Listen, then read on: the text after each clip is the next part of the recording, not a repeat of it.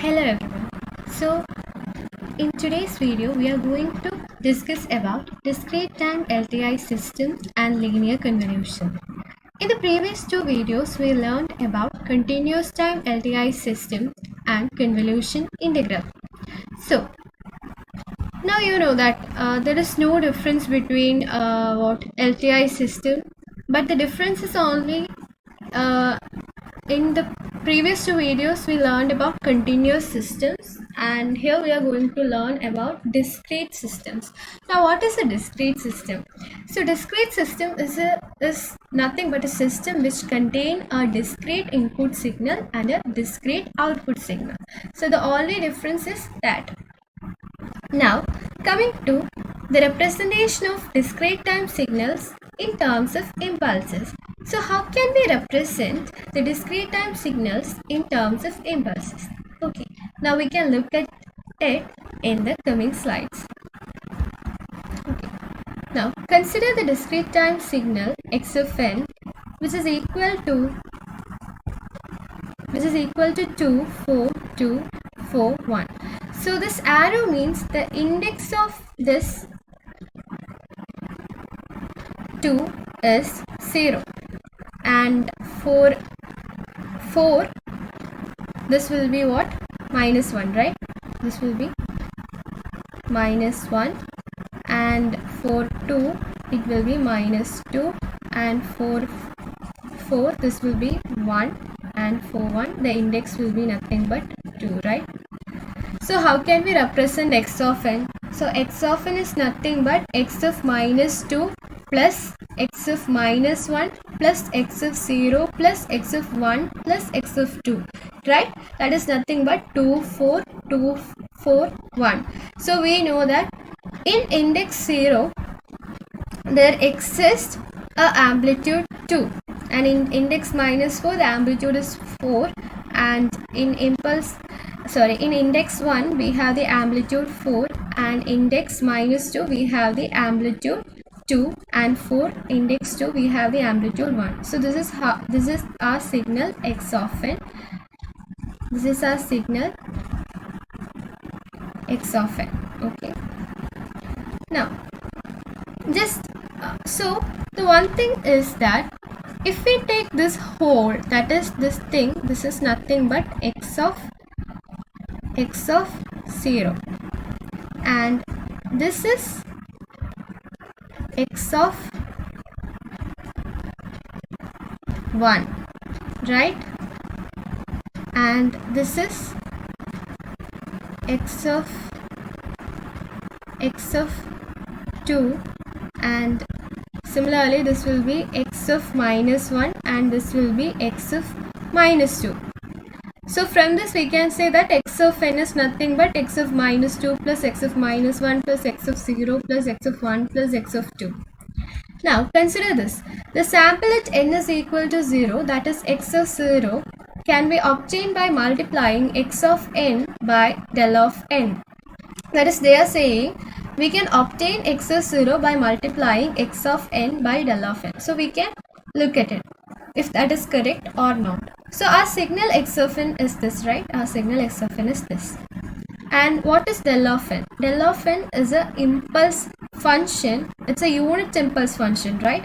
With a strength of 1 at index 0. In the remaining indexes, or in the remaining position except 0, we can say that the amplitudes are 0.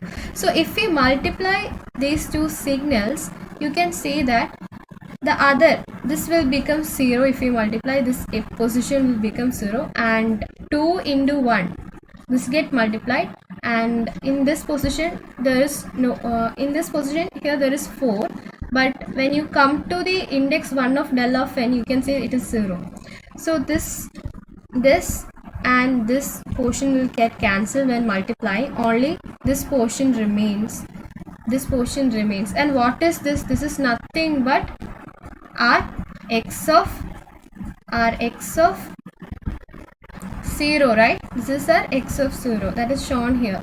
This is our x of 0. The signals are x of 0. So we can write x of 0 as x of n into del of n. Now sample at n is equal to -1, which means x of -1 can be obtained by multiplying x of n by del of n plus 1. Okay. Now our x of n is this. Now what is del of n? Del of n is a unit impulse function with amplitude 1 at index -1. So the amplitude 1 will be at index -1 for del of n plus 1. What is del of n plus 1 means? Del of n plus 1 means our unit impulse function is being shifted towards left by a unit 1, right? Okay, so when we multiply these two signals, only the index -1 positions signal amplitude will remain, all other will get cancelled. So this is nothing but x of -1, right? So we can write x of -1 is equal to x of n into del of n plus 1. Now similarly at n is equal to 1, x of 1 can be written as what? It can be written as x of n into del of n minus 1, right? I think you're getting the idea. So our x of n is this, right? Our x of n is this signal, and del of n minus 1 is a unit impulse function that is being shifted right to one position. So this will be our signal. So our signal only exists for at index 1, right? So when you multiply this, other than the signal at index 1, the all other get cancelled because all other values are 0 except for index position 1. So the signal remains as this. Now what is this signal? This signal is nothing but x of 1, right? This signal is nothing but x of 1. So we can say x of 1 is equal to x of n into del of n minus 1. Similarly, we can also write this signal as, we can write this signal as what? We can write this signal as x of n into del of n minus 2. Am I right? We can write this signal as this. Now this signal we got it as x of n into del of n. Now this signal is what?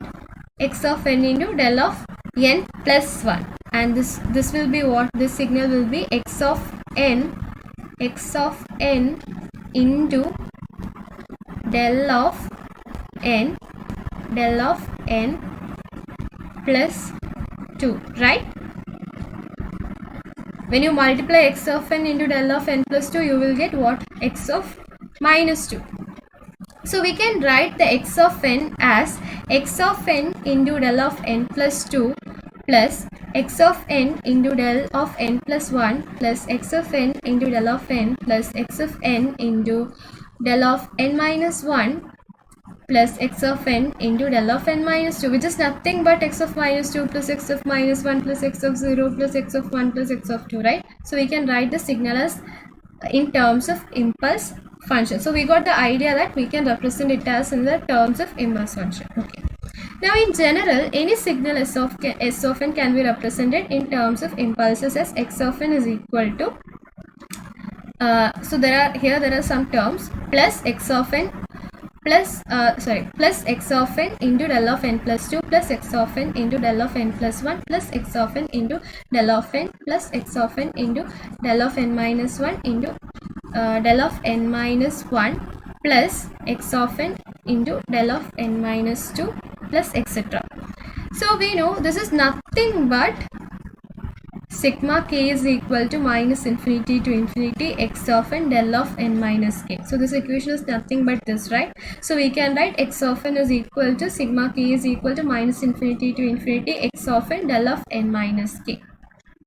Now this this equation again can be written as x of minus 2 into del of n plus 2 plus x of minus 1 into del of n plus 1 plus x of 0 into del of n plus x of 1 into del of n minus 1, etc. So this is nothing but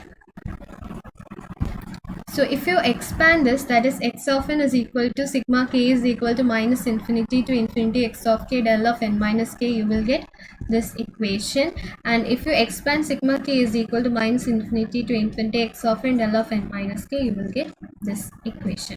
That is this equation. So from this we understood that we can represent discrete time signals in terms of impulses, and how we are representing it, x of n.